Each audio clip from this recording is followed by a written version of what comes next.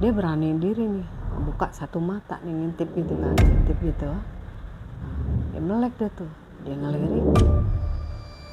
Tiba-tiba jarak 1 meter dari tempat dia tidur itu ada yang berdiri, sosok pocong lagi ngebelakangin dia, lagi goyang kanan.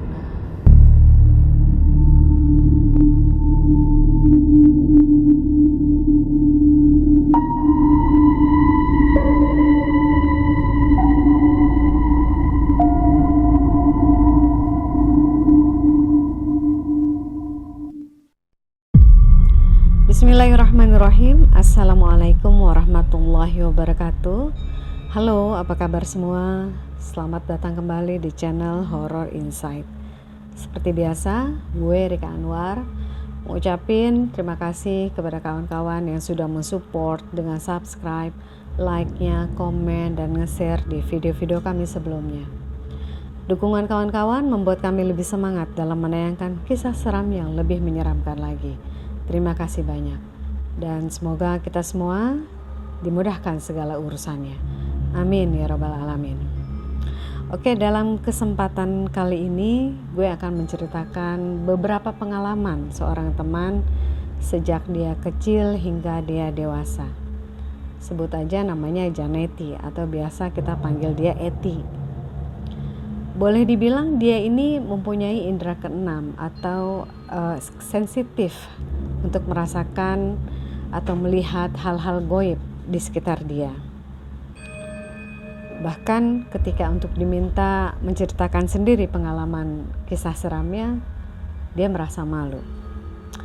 Ya udah, gak usah lama-lama lagi, cus langsung ke kisah seram Eti. Jadi kisah seram yang pertama ini itu terjadi sewaktu Eti berusia 5 tahun. Embu, panggilan Eti ke ibunya, itu kalau tiap pagi suka masak air. Jam 3 dini hari ya. Nah, karena dapurnya di rumah Eti itu adanya di depan, di luar rumah, si Eti ini ikutan bangun. Terus Eti bilang ke si Embu, "Bu, Eti mau ke depan." Terus si Ibu bilang si Eti, "Ngapain ke depan? Kan masih gelap, masih sepi." Ya namanya si Eti anak kecil, dia tetap aja lah dia pengen ke depan. Jadi posisi rumahnya si Eti ini ada di dalam gang. Nah, untuk menuju ke depan dia harus melewati lorong gang yang sempit dan cukup panjang. Jalanlah si Eti ke depan. Di tengah-tengah lorong gang itu ada sebuah tapang atau bisa disebut kayak balai bambu gitu deh yang bisa ditidurin gitu kan. Dia jalan, pas dia berada di depan tapang itu, tiba-tiba ada keluar tangan besar banget itu tangan dari bawah kolong tapang itu. Si Eti kaget dong. Berontak dia berusaha untuk ngelepasin kakinya itu dari tangan si makhluk itu. Terus dia berontak. Saat itu yang dilihat itu cuma tangan aja, gede. Itu kalau dikira-kira 3 kali seukuran tangan dewasa deh. 3 kali lebih besarnya.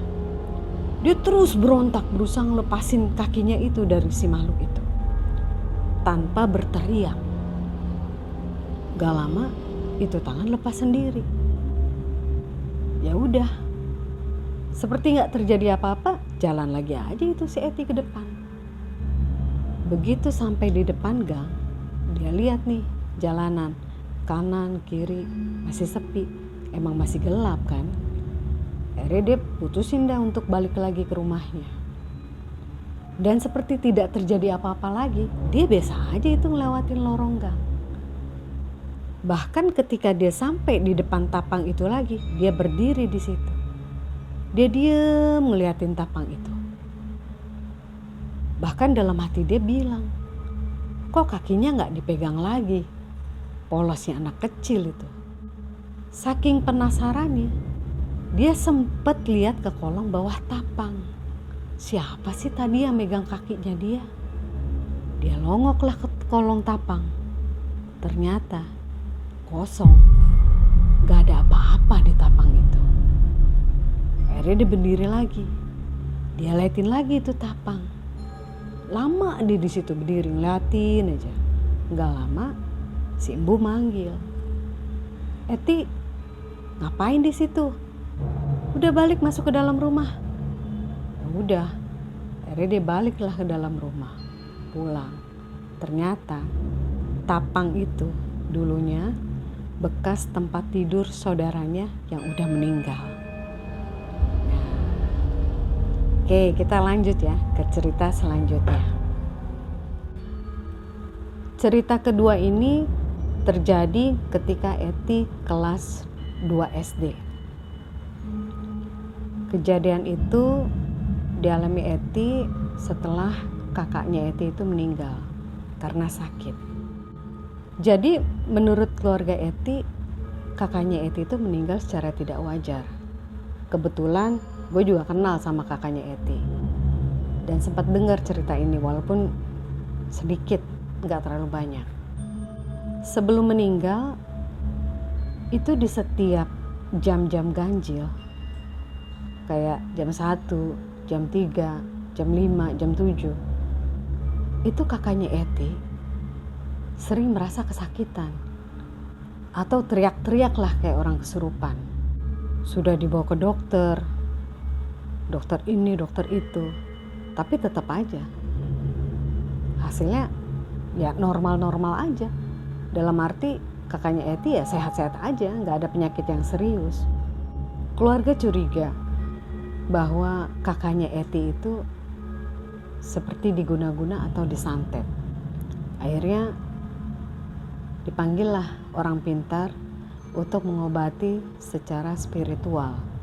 Udah berbagai cara pengobatan, tapi tetap aja hasilnya nihil.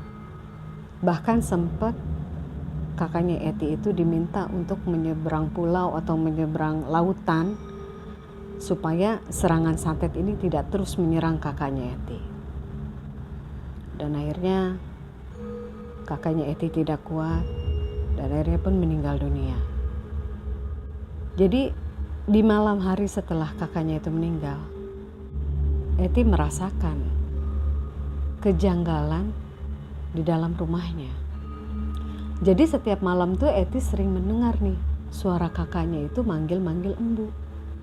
Kayak, "Embu, Embu, tolong, sakit." Terus begitu setiap malam. Sampai Eti heran. Dia yakin itu kalau suara itu tuh suara kakaknya karena dia kenal persis suara kakaknya. Hampir setiap malam dia dengar suara itu. Sampai akhirnya pada suatu malam, itu sekitar jam 10 malam, kedengaran lagi suara itu. "Embu, Embu, tolong, sakit." Terus berulang-ulang. Malam itu saking udah terlalu penasarannya, dia coba untuk berani mencari di mana suara itu berasal. Dia telusurin tuh seluruh penjuru rumah. Dari mulai depan, ruang tamu, kamar, dapur, kamar mandi. Dia terus cari. Sampai akhirnya di titik ruang tengah. Dia merasa yakin dari situ suara itu berasal. Dia terus diam, konsentrasi. Sampai akhirnya dia coba nih tempelin telinganya dia ke dinding rumah. Dan ternyata di situ dia mendengar semakin jelas suara kakaknya itu memanggil-manggil Embu. Akhirnya dengan sikap Eti yang seperti itu, dilihat dong sama Embu. Bu nanya, "Eti, ngapain kayak begitu? Kuping ditempel-tempelin ke tembok." Ceritalah Eti di situ bahwa udah beberapa terakhir ini dia mendengar suara kakaknya itu memanggil-manggil Embu dan meminta tolong sama Embu. Akhirnya Embu juga gak bisa berbuat banyak. cuma meminta Eti, ya udah kita berdoa aja, semoga kakak kamu selamat dunia akhirat. Dan akhirnya setelah 40 hari suara itu pun sudah tidak terdengar lagi. Oke, kita masuk ke cerita selanjutnya. Ada lagi cerita ketika Eti kelas 5 SD. Hari itu adalah hari pertama setelah almarhum abahnya meninggal. Malam harinya Eti lagi tidur di kamar embu. Tiba-tiba dia ngedengar nih, kayak ada orang mondar-mandir di sekitar rumahnya pakai sepatu bot. Lu tahu kan sepatu bot hansip tuh, sama sepatu security kayak begitu. Prok prok prok prok, mondar-mandir aja di dalam rumah. Karena penasaran, si Eti keluar dong dari kamar. Siapa sih nih yang pakai sepatu bot bolak-balik di rumah? Akhirnya lagi dia sibuk-sibuk nyari suara, tiba-tiba dari depan pintu rumah kayak ada yang maksa untuk masuk. Handle pintu itu di kotrek sampai maksa, kayak orang maksa untuk masuk ke dalam rumah. Kotrek terus begitu. Akhirnya Eti nanya dong, siapa di luar? Gak ada jawaban. Itu terus aja, gak berhenti. Handle pintu tuh kayak dimainin gitu kan. Akhirnya Eti ngeberanin diri dong, buat ngintip nih dari jendela, siapa sih yang mainin handle pintu. Pas Eti buka gorden jendela buat ngintip, ternyata di luar itu gak ada siapa-siapa, kosong, sepi aja. Gak lama tuh handle pintu berhenti dengan sendirinya. Ya, di situ 3 hari setelah abahnya meninggal, malam harinya tuh sekitar jam 3 pagi, Eti juga masih tidur di kamar embu. Eti bangun. Begitu bangun, dia lihat nih, kok embu gak ada di sebelahnya. Dia keluar dari kamar, cari embu, ya kan, mungkin di kamar mandi. Ternyata pas Eti mau buka pintu depan, dikunci dari luar. Gak lama Eti ingat, oh iya, semalam embu bilang mau nganter saudaranya itu ke pangkalan bis untuk pulang kampung. Akhirnya Eti mutusin balik lagi lah buat tidur. Baliklah dia ke kamar, tidur, gak bisa tidur ya. Coba udah meremin mata, masih juga gak bisa tidur. Akhirnya ditutupin dah muka itu pakai guling, ya kan? Tutupin pakai guling, masih juga gak bisa tidur. Akhirnya baru dia mau pulus tidur, tiba-tiba ada yang ngusap kepala dia nih. Tangannya tuh dingin banget, berkali-kali diusap. Eti saat itu gak bisa ngapa-ngapain. Dia cuma makin merem ketakutan, karena dia sadar saat itu dia sendirian di dalam rumah. Terus tangan itu ngusap-ngusap, dingin tangannya, sampai akhirnya Eti ketidur, pules. Selang berapa lama, sekitar setengah jam, embu datang, masuk ke kamar bangunin Eti. Begitu bangun, Eti langsung meluk embu, nangis. Embu nanya kenapa. Eti cuma bilang, embu, jangan pernah tinggalin Eti lagi sendiri di dalam rumah. Cerita selanjutnya ini adalah cerita ketika Eti udah mulai beranjak dewasa. Saat itu dia baru diterima kerja di salah satu mall di Jakarta Barat. tepatnya tuh di toko fashion kayak menjual baju, aksesoris dan lain-lain gitu. Hari pertama kerja itu Eti dijadwalkan masuk long shift. Masuk dari jam 9 pagi, pulang jam 10 malam. Hari itu dia ditugaskan untuk standby di depan toko.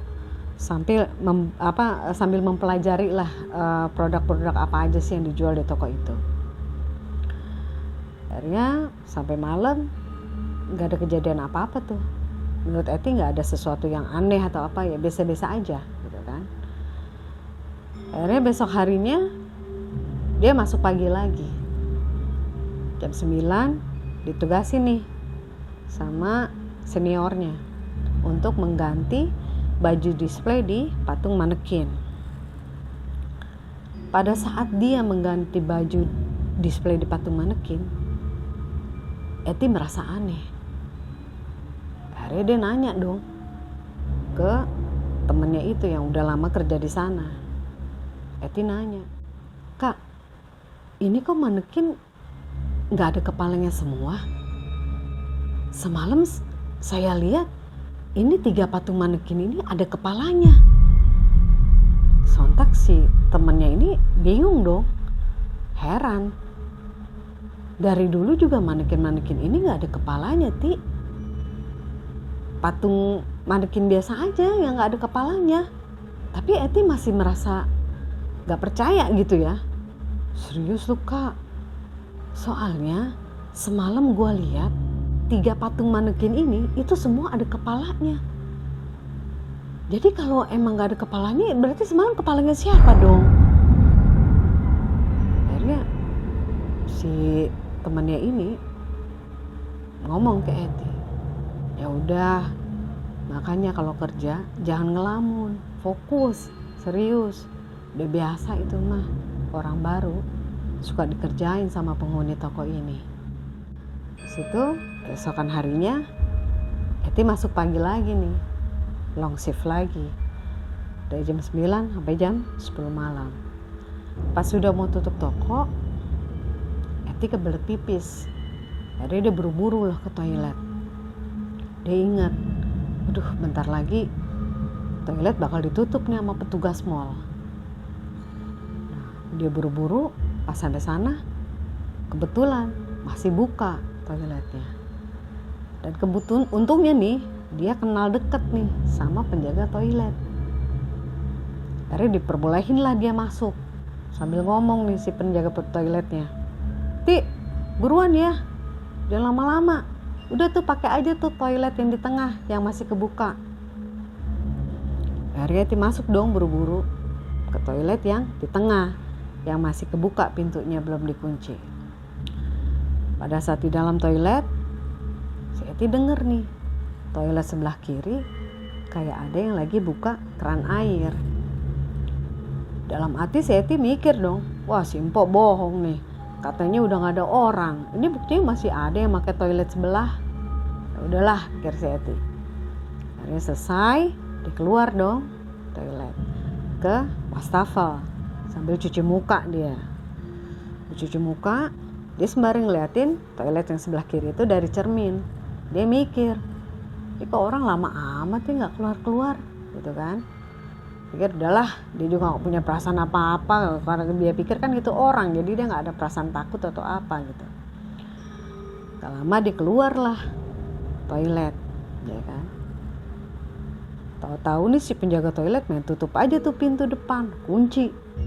Si Eti bilang, "Pok, jangan dikunci dulu, itu di dalam masih ada orang." Dan si penjaga toilet itu bingung, orang dari mana? Dari tadi gue di sini cuma nungguin lu doang. Cuma lu doang yang masuk nih terakhir, nggak ada lagi. "Jangan bercanda, Mpok," kata si Eti. "Orang jelas-jelas tadi toilet sebelah kiri ada yang buka keran air. Gue denger kok. Masa lu nggak percaya sama gue?" kata dia. Akhirnya debat tuh kan, yang untuk mastiin mereka mutusin untuk masuk nih berdua ke dalam. Mau ngecek nih, bener gak nih yang diomongin si Eti. Masuk, pelan-pelan jalan gitu kan. Nah begitu di depan pintu toilet yang sebelah kiri, dibuka lah tuh pintu. Keren. Ternyata kosong, nggak ada siapa-siapa. Berdua sontak tuh pada berinding dari ujung rambut sampai ujung kepala. Buru-buru langsung nutup pintu toilet, kunci, lari keluar mall. Dah, dari si Eti itu sempat sumpah ya, gue pokoknya mau kebelet kayak gimana gue nggak bakalan masuk ke toilet malam-malam. Sampai akhirnya kan dia pulang kan. Dalam perjalanan pulang tuh dia mikir aja, masih kebayang-bayang lah kejadian di toilet tadi. Nggak nyangka kalau dia tuh bisa ngalamin hal itu gitu kan. Akhirnya singkat cerita, sampailah dia di rumah. Saking capeknya udah seharian kerja ya kan, dia males nih buat mandi. Jadi tuh sampai rumah tuh dia cuma cuci muka, dia wudhu, dia sholat isya. Selesai dia sholat isya, dia rebahan, mau tidur lah, udah capek dia. Udah tidur coba, baru beberapa menit kok dia nyium kayak bau busuk gitu, kayak bau bangkai, bau sampah, pokoknya baunya tuh busuk banget deh. Jadi dia coba nih miring ke kanan, masih berasa juga itu bau. Dia miring lah ke kiri, masih berasa lagi tuh bau ya kan. Jadi dia telentang nih, tidur lurus nih, matanya masih merem. Lama-lama tuh bau tuh makin terasa, sampai bikin dia tuh pusing gitu, sampai mau mual gitu kan. Akhirnya dia bangun lah, dia cari itu tuh kayak macam apa, minyak kayu putih gitu kan, dia oles-oles di hidung gitu kan, biar baunya tuh lebih samar gitu kan. Akhirnya bener tuh, baunya tuh nggak terlalu nyengat. Nah, dia tiduran lagi. Begitu dia mau tidur, dia merem, itu bau muncul lagi, makin parah dari tadi ya, dari yang sebelumnya. Nyengat, bau bangkai, busuk segala macam, udah nyatu dah di ruangan itu. Sampai dia mikir, ini bau apa sih? Gak lama dia berasa, kok kayak ada yang ngeliatin gua ya, kata dia. Padahal posisi dia tuh masih merem gitu kan, cuma perasaan dia tuh kayak ada yang ngeliatin gitu kan. Akhirnya dia beraniin diri nih, buka satu mata nih, ngintip gitu kan, dia melek deh tuh, dia ngelirik. Tiba-tiba jarak 1 meter dari tempat dia tidur itu ada yang berdiri, sosok pocong lagi ngebelakangin dia, lagi goyang kanan kiri. Sontak dia gemeteran, dia nggak bisa bergerak, dia cuma bisa, bibir dia aja tuh nggak bisa berucap ya kan, dia cuma bisa doa dalam hati, doa aja terus, ya Allah apa ini, baca aja yang dia bisa gitu kan. Sampai terus dia merem, dia mata dia nggak berani ngeliat dia lagi. Gak lama tuh bau tuh hilang, lama-lama hilang. Akhirnya dia baru deh tuh buka mata dia, dan makhluk pocong itu udah nggak ada. Oke, terima kasih sudah menyimak video ini sampai selesai, dan mohon maaf jika ada kesalahan dan kekurangan dalam membawakan kisah seram kali ini. Semoga kita semua senantiasa dalam lindungan dan kasih sayang Allah Subhanahu wa Ta'ala. Dan buat teman-teman yang mempunyai kisah seram yang ingin dibagikan ke Horror Insight, bisa mengirim di IG kami di horrorinsight.id atau email di kisahseram.podcast@gmail.com. Mereka yang tak terlihat bukan berarti mereka tidak ada. Saya Rika Anwar, pamit undur diri. Wassalamualaikum warahmatullahi wabarakatuh.